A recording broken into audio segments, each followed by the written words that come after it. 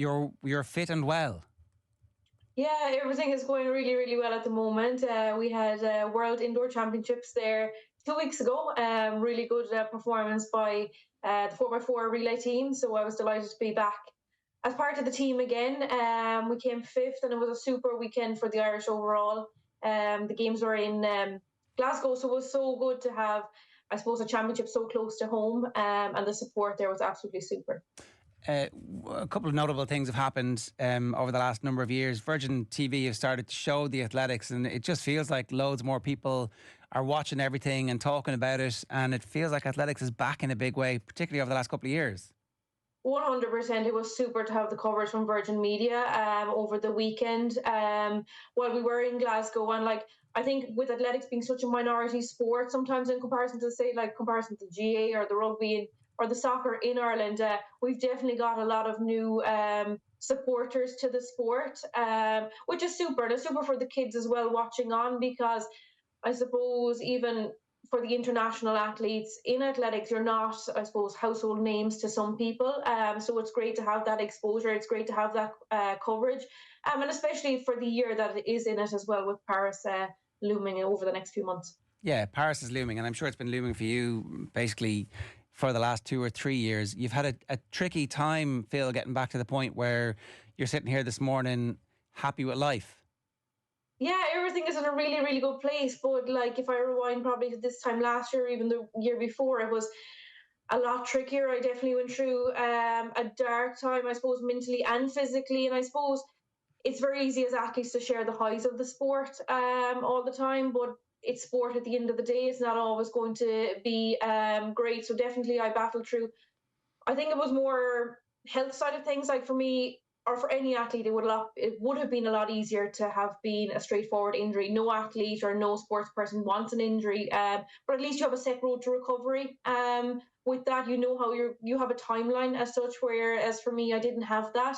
I didn't know what was going on initially. End of the day, it was thyroid issues that were going on, but I think as it was going on as an athlete, I was living in hope, and I was probably digging myself into a deeper hole over time. And did I mentally and physically burn out at the end of it? Probably I did. And that was 2 hard years where I suppose coming off the back of the Olympics in 2021, every athlete wants to power forward. And the turning point for me was March of 2022 when I did get COVID, and things probably took a turn for the worse from that point on. But now I'm back in a happy place. I'm back in a good place on the track, and I'm looking forward to the year ahead.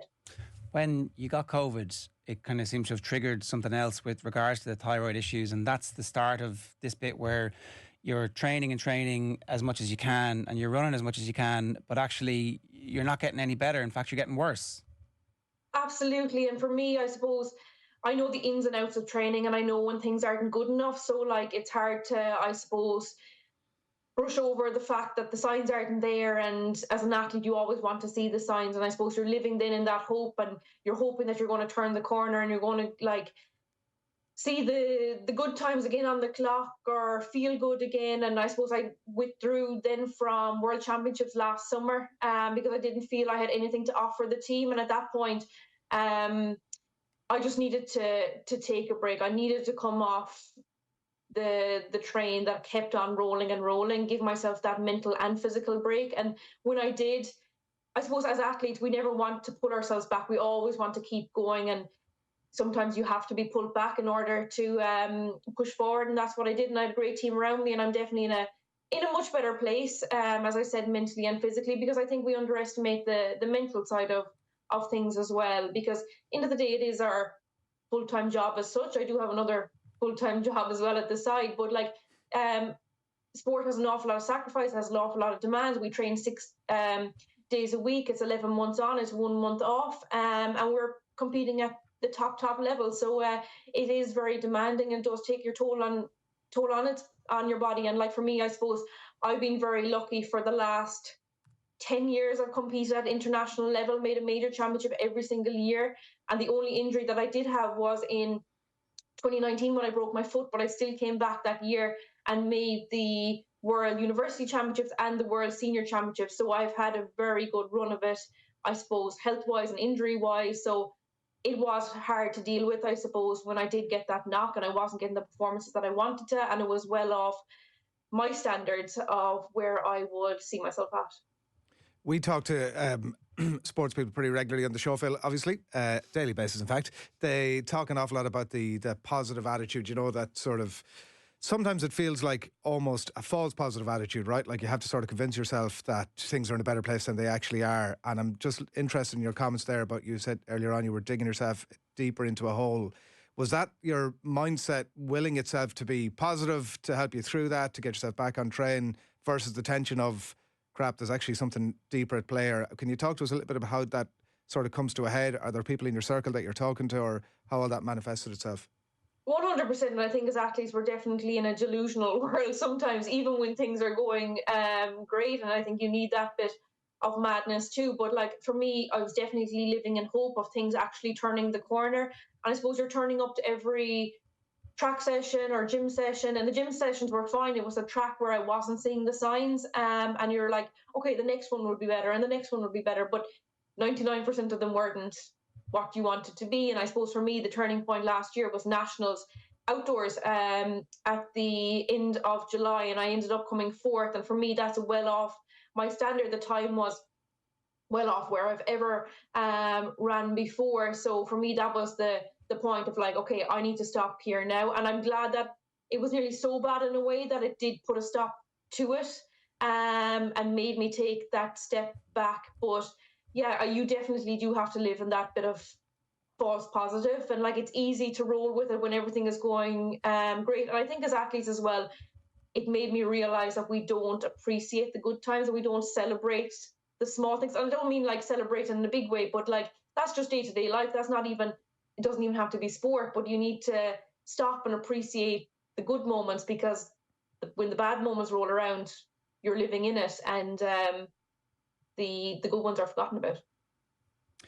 It must be a little bit heartbreaking to reach that point. So when do you begin to recover? When do you begin to feel good again?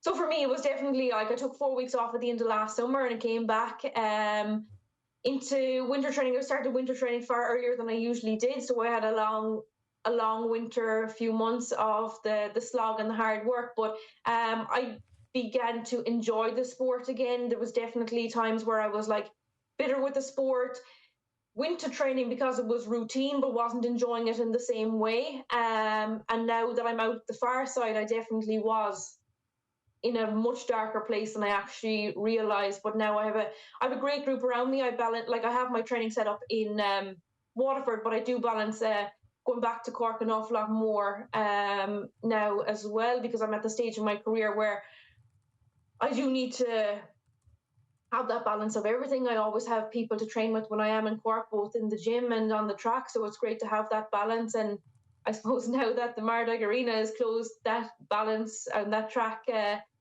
facility has pushed me to Waterford now a lot more as well, but that's okay too. Just you mentioned the Mardyke there. It's a bit of a tragedy for athletics in Cork, isn't it? Oh, absolutely, because like I suppose there's over 8,000 registered athletes in Cork, and now you don't have that facility. And again, I suppose we don't appreciate what we have on our doorstep enough until it's gone. And I suppose MTU is being resurfaced at the moment. Hopefully something will come about and the track will reopen in the Mardyke Arena again. It's obviously a super facility, and it's definitely a facility that's needed for all the athletes in Cork. As like I am lucky that I do have a base in Waterford, but it is a tragedy for athletes now who are training for upcoming major championships, but also just even for kids and to keep them in the sport. It is hard on all the clubs that are in Cork.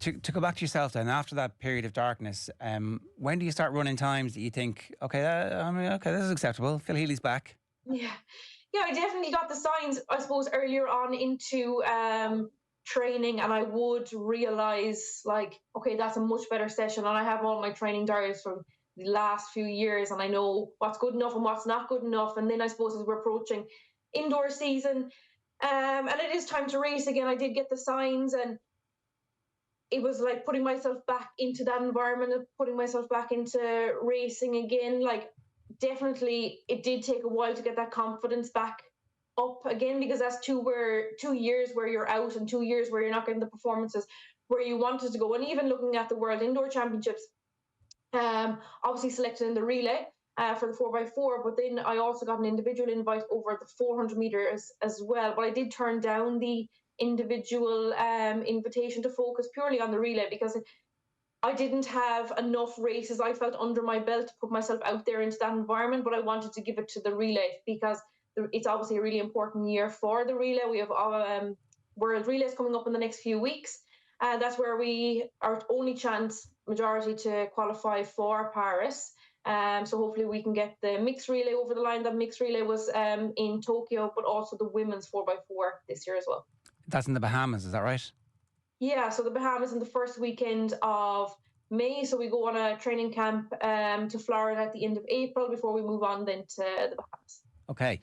And we're obviously very excited. The mixed relays in particular have been chaotic and brilliant to watch. There's just this kind of mad sense of enjoyment from the whole crowd because it's so new still as a feature at these major championships, and it seems like it's also the best crack to run in. Absolutely, because it's definitely something different. I suppose you have 2 boys and 2 girls, and up to recently, countries could decide the order themselves, but now it is a set order. The men start, the women finish. So it is, I suppose it has taken that excitement out of it maybe for the spectator, but still, no, it's still a super event. And I suppose you're not always used to a man passing it into a woman because they're obviously coming in at different speeds. So that's different things that you have to handle. But no, it's a super event to have. We got to the final at the Tokyo Olympics. So hopefully we can build on that performance, secure the qualification at World Relays. And as I said, hopefully get the women's 4x4 over the line and get qualification for there too. It does seem a bit mad that all of a sudden we have real depth at the 400 metres as well, in particular on the female side. Oh, it's absolutely super to see. And even coming 5th in the world 2 weekends ago at the World Indoor Championships, we were 7th 2 years ago. The girls made the World Outdoor Final during the summer in Budapest. And even if you look at that team, I think it was just 3 of the squad of 6 were in Glasgow 2 weeks ago. So it just shows that the team is constantly changing. It gets everybody to up their game. The depth is there in Irish 400 metre sprinting now, and we all have to fight for our places. So it definitely is an exciting few weeks ahead for us and an exciting summer, because not only do we have the World Relays, we also have European Championships, and then obviously finishing off with the Olympic Games later in the summer. And so the team element is obviously hugely important, and it's a great opportunity for you. But from an individual perspective, have you mapped out what the year looks like? Yeah, definitely. And like, obviously I want to secure my spot again on those relays for the summer, but individually that's going to be the focus as well. I obviously was in the 200 and the 400 meters in Tokyo Olympic Games. I do want to be an individual 2-time Olympian as well. And I suppose that's something that I have set my goal at. So I think we're going to focus on the 200 meters more so outdoors. Obviously, we'll mix up with the 400 meters as well. But for the major championships, I think the 200 is going to be the focus and bring that speed element back into it again. So everything is geared towards qualifying for Paris in the 200 meters this time, and for the European Championships in Rome as well in June. And so what do you have to run to get 200 qualified for Paris? And when's the cutoff point for that? So the qualification ends at the end of June for Paris, and we have this ranking system. So you have to run at least 5 times. Certain races are worth more points than other races, so it is about getting into the right races. Obviously, over 200 meters, and you're going outdoors, it's now about getting the right conditions for the wind to be under the legal mark as well for the time to officially count. So it definitely throws a bit of curveballs into, I suppose, the planning and the preparation for races outdoors. Indoors is that a little bit easier, but I am sitting in the ranking qualification at the moment. Obviously need to boost my times up over outdoor season. So you're only allowed to hold 2 times from indoors, and then 3 times come from outdoors. So I have some of them from last summer, but this summer, hopefully, they will be a lot better than last summer's times. So hopefully it will be an exciting few weeks ahead as we kick off the outdoor season. And I presume if you're running your best at 200, then it makes your qualification for the relay teams all that bit more certain, because with the running start, you know, your 200 speed will be really, really beneficial.